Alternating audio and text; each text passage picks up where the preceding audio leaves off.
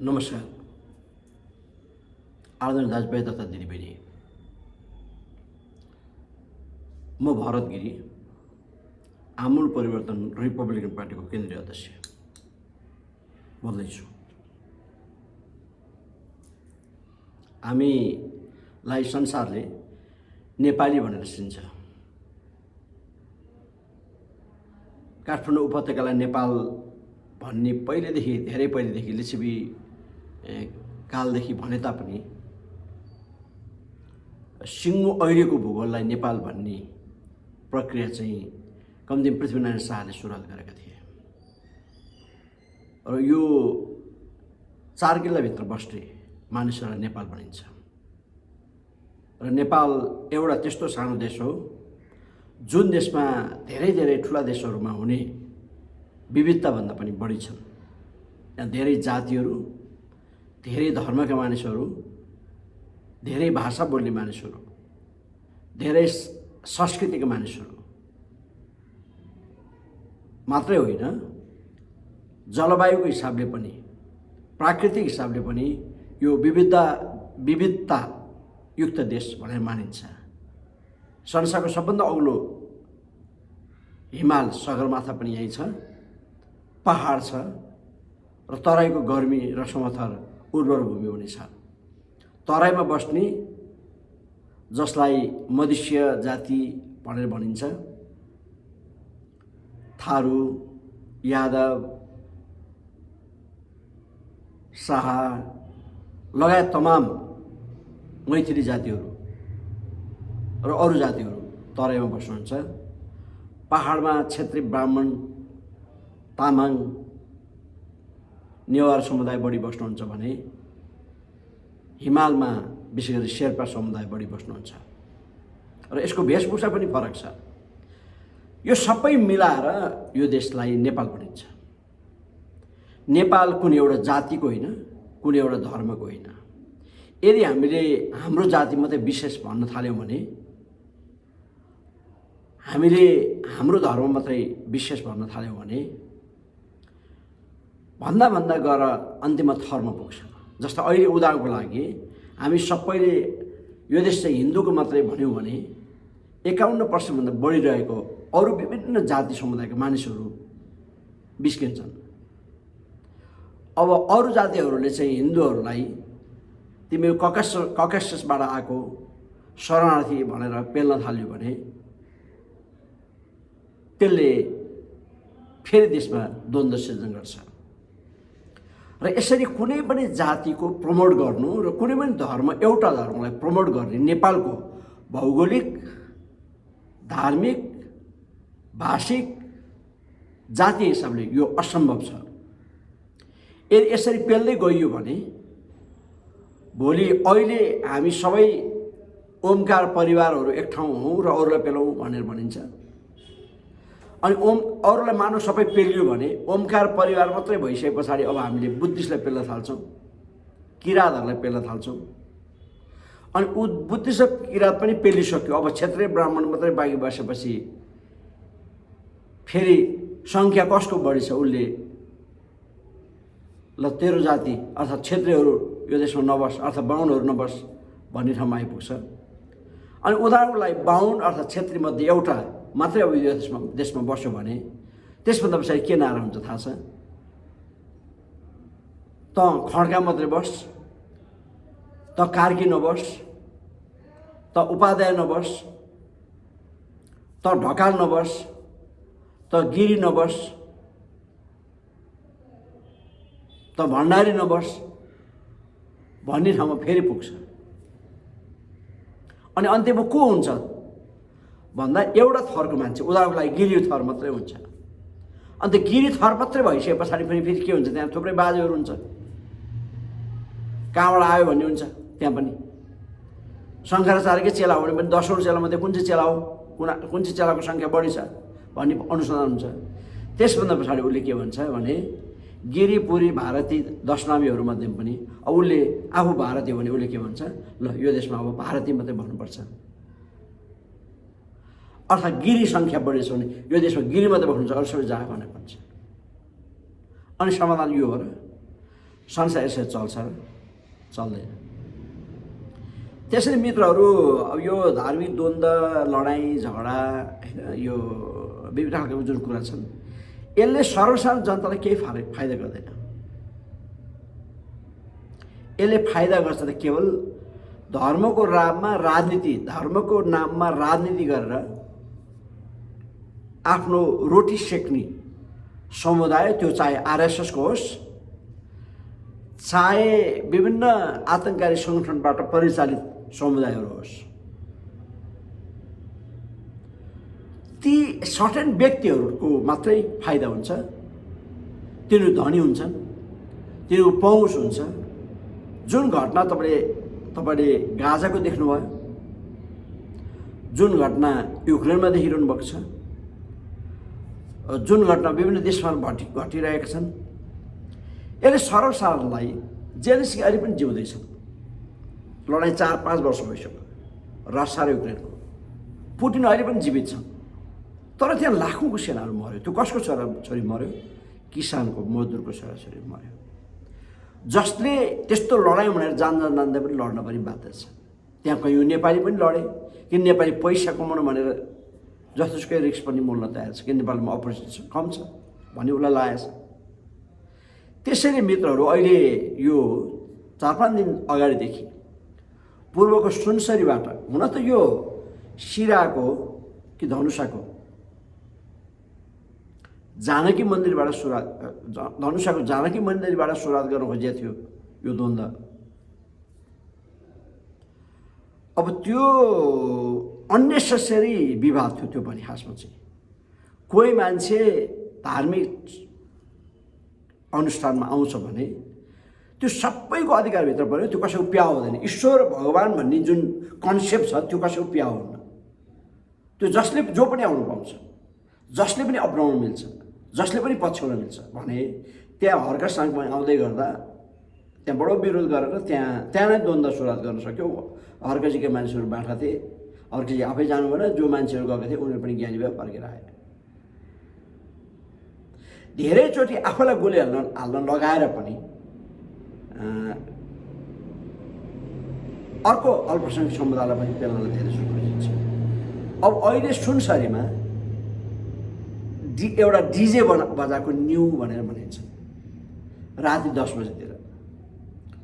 त्यो पनि बजाउँथ्यो, एकछिनपछि बन्द हुन्थ्यो। केही युवाहरूले सोधै भागेर, मतलब त्यो डिजे बजाउनु भागे भने मैले हिजो पनि एउटा भाइको कथा सुन्दै थिएँ। मिलेर बस्यो, अहिलेसम्म कहिले पनि द्वन्द्वै भएको छैन त्यो गाउँमा। अब त्यो भाएका त्यो डिजे नबजाऊ भन्न जाने ग्रुप र बजाउने ग्रुपको बिचमा डिस्कस भयो।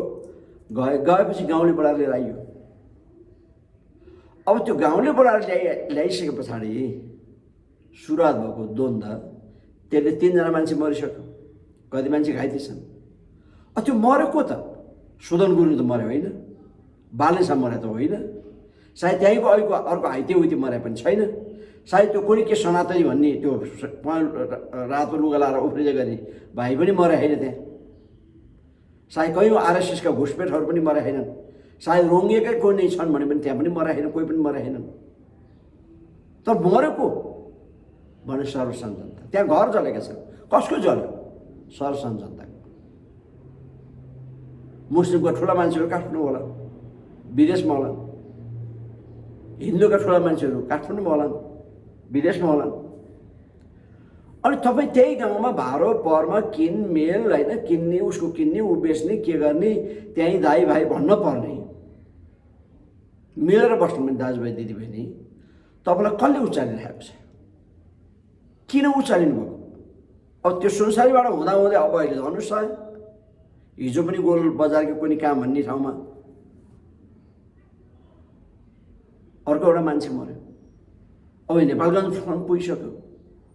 मित्रहरू, जुन आगो हामी जोड्छौँ, जुन रिस हामी जोड्छौँ, जुन आवेगमा हामी आउँछौँ नि, त्यसले आवेग आउनेलाई चाहिँ जोगाइरहने, आवेग खेपी माग्ने मात्रै दण्ड भोग्ने भन्ने हुँदैन। यो जहिले पनि दोहोरो हुन्छ, धेरै थोरै मात्रै हो, यो दोहोरो हुन्छ। यो अहिले जो जो मान्छे मर्यो भनेर तपाईँहरू कोर्लिनु भएको छ, सरकारले त्यसको क्षतिपूर्ति दिने हो कि के गर्नु भने सरकारले गर्दैछ। अब यो सरकारले गोली हानेर मर्नेसम्मको कुराले त यो अहिलेसम्म बरु ठिकै छ, तर हिन्दूले मुस्लिमलाई अथवा मुस्लिमले हिन्दूलाई मार्ने बित्तिकै के हुन्छ?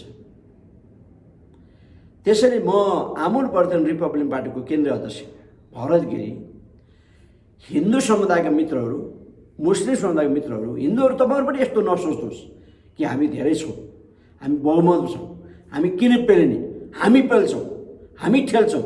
के तपाईँ चाहनुहुन्छ नेपालमा मुस्लिम रहित देश बनोस् भन्ने? त्यस्तो सम्भव छ त?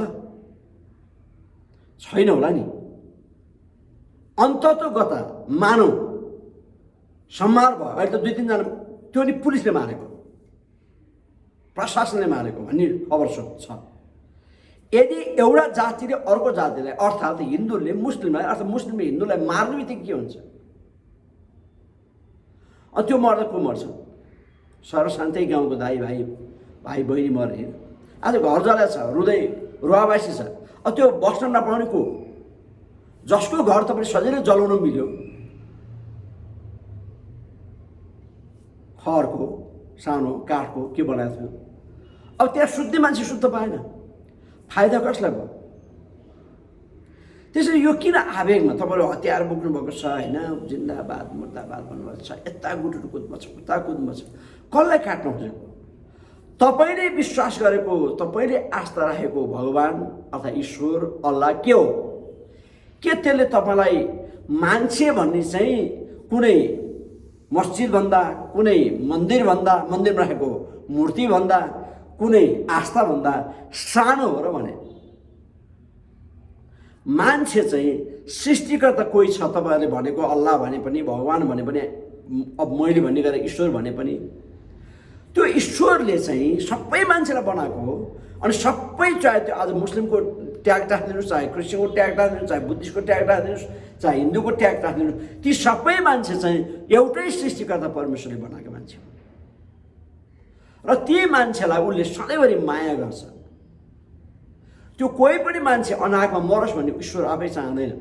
न तपाईँ अल्लाह चाहन्छ, न भगवानले चाहन्छ, न ईश्वरले चाहन्छ, न कसैले पनि चाहँदैन।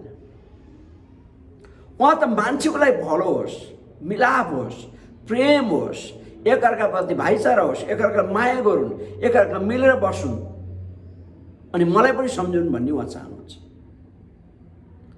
त्यसैले अहिले देशमा जुन खेल हुन खोजेको छ यो गलत भएको छ। त्यसैले संयमी हुनुहोस्, तपाईँको विमति सरकारसँग राख्ने कुराहरू प्रतिनिधिमण्डल बनाउनुहोस्, उहाँहरूले वार्ता गर्नुहुन्छ। तर यो हात हतियार लिएर टोलबाट, टोलमा पनि त समाजसेवी हुनुहुन्छ होला, बुद्धिजीवी हुनुहुन्छ होला, सामाजिक अभियन्ताहरू हुनुहुन्छ होला, तपाईँले टोलको कति साना साना बाबु नानीहरूलाई रोक्नुहोस्, आफ्नो काममा लाग्नुहोस् भन्न चाहन्छु। यो नगर्नुहोस्। यसले अन्ततोगत तपाईँको घरमा, तपाईँकै आज जसको विरुद्धमा तपाईँ हतियार लिएर हिँड्नुभएको छ, जसलाई हान्छु भनेर हिँड्नुभएको छ, तपाईँको घरमा आज कोही पनि मरेको छैन, कतै पनि मरेको छैन, 1-2 जना प्रशासन बाहेक, मारेको बाहेक। यो बढ्दाखेरि तपाईँ आज जो कुर्लेर अगाडि बढिरहनु भएको छ नि, तपाईँकै घरमा पनि भोलि मान्छे मर्न सक्छ। हिन्दू मुस्लिम दाजुभाइहरू, तपाईँ प्लिज यस्तो वायात कुराको पछि नलाग्नुहोस्, यो आवश्यक छैन। तपाईँ यो संसारमा यत्तिकै एउटा विषय लिएर यति अकालमा मर्न आएको पनि होइन, कसैलाई मार्न आएको पनि होइन। तपाईँ यो संसारमा आफ्नै सकेको काम दाम राम्रो गरेर, दाम कमाएर आफ्नो परिवार सुख सहयोग गर्दै, आफ्नो सन्तान छोरा नातिलाई आफ्नो फेरि पुस्ता हतनान गर्दै तपाईँ संसारबाट बिदा हुन आउनुभएको। त्यसै किन यी यस्ता खालका तर्कहरूमा, विचारहरूमा निषेध, कहिलेकाहीँ विचार राख्नुहोस्, तर पुरै निषेध, पुरै घृणा गर्नु हुँदैन। यहाँ हाम्रो कोही शत्रु छैन, अनि तपाईँ कोही आफन्त पनि छैन, केवल तपाईँ हो। जन्मिँदा तपाईँ एक्लै जन्मेको, तपाईँसँग कोही जन्मिएको छैन। अब जन्मेको कुरा अलग छ, जन्मेको पनि जन्मिसकेपछि अलग अलग हो, त्यो अलग व्यक्ति हो। तपाईँ मर्दा पनि एक्लै मर्ने हो। तपाईँसँगै मर्छु, तपाईँ मर्नु भन्न आउँदैन। यो सती प्रथा होइन।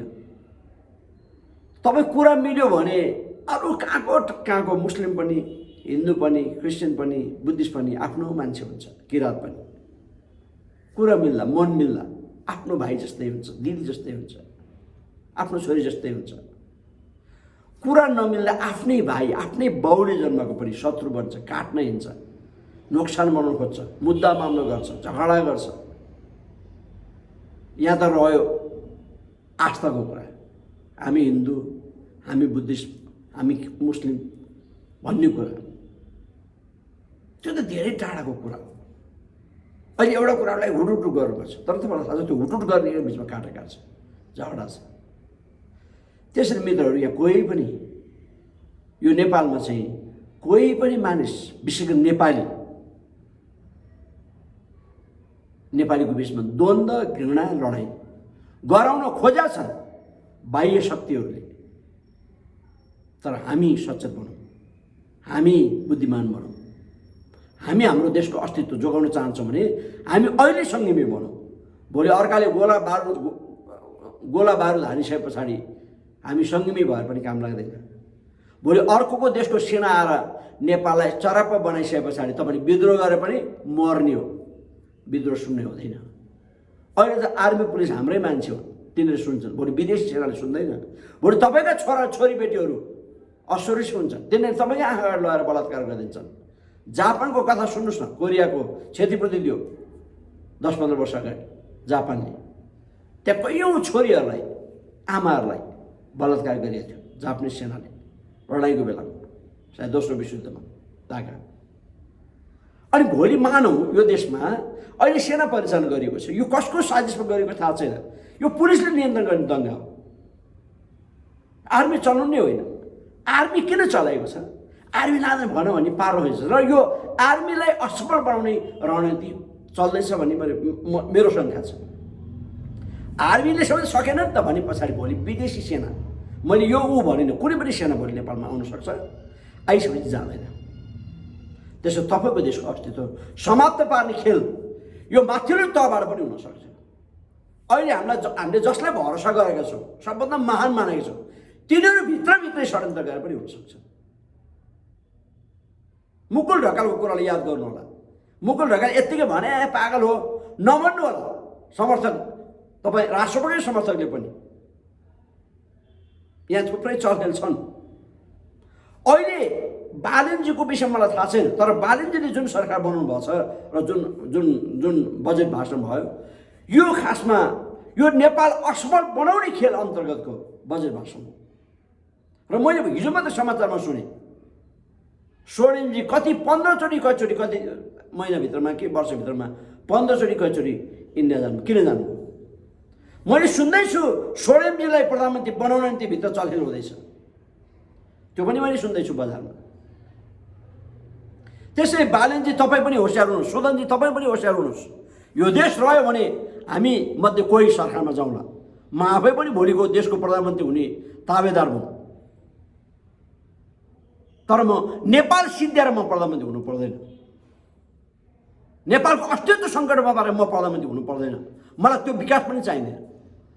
तर म यो देशलाई विकास गर्न चाहन्छु, नेपाल भन्ने अस्तित्वलाई कायम राखेर नेपालीहरूको शिर स्वाभिमानलाई उच्च राखेर मात्रै मैले देशको शासन सत्तामा हुन चाहन्छु। त्यसैले विदेशी बिचौलियाहरूको चङ्गुलमा देश पर्न सक्छ। पटक पटक खेल भएका छन्। यो देशलाई सिक्किमीकरण गर्ने हो कि भुटानीकरण गर्ने हो कि अर्थात् के गर्ने हो? किन त्यसको दुईवटा मात्रै भन्नु, अरू पनि छन्। तिब्बतीकरण पनि होला, युक्रेनीकरण पनि होला, गाजापट्टि पनि होला, जे भए पनि यो देशलाई अस्थिर, यो देशलाई कमजोर बनाउने खेल निरन्तर हुन्छन्। तर